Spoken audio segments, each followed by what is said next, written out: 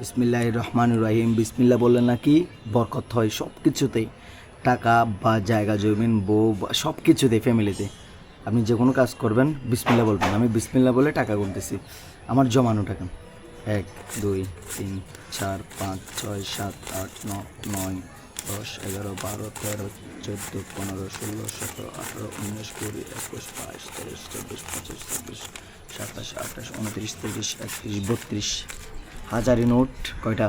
32টা হয়েছে। হাজারি নোট 32টা আপনারা হিসাব রাখবেন। আবার 500 টাকার নোট মানে 500 টাকার বান্ডেলটা গুনবো। 31টা না? 1 2 3 4 5 6 7 8 9 10 11 12 13 14 15 16 17 18 19 20 21 22 23 24 25 26 27 28 29 30 31 32 33 34 35 36 37 38 39 40 41 42 43 43টায় কত? 43টায় কত আসে? 20,000 21,500 21,500। 43টা হচ্ছে যে 21,500।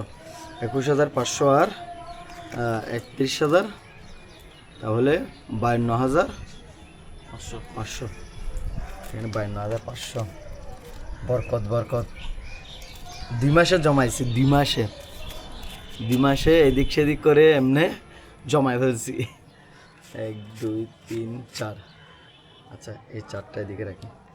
1 2 3 4 5 6 7 8 9 10 এগুলো রাখি দিই। তাহলে কত? 10 হলে 2,000, তাহলে 54,500।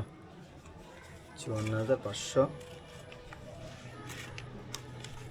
মোট 55,000 টাকা আছে।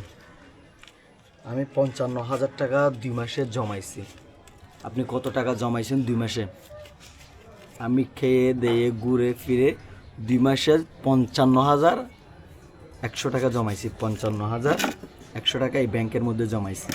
আপনি এই পর্যন্ত 2 মাসে কত টাকা জমাইছেন এবং 2 মাসে কত টাকা খরচ করছেন এটা কমেন্ট করে জানাবেন। টাকা জমানো একটা নিজের জন্য ভালো, ফ্যামিলির জন্য, নিজের জন্য, নিজের সব কিছুর জন্য ভালো।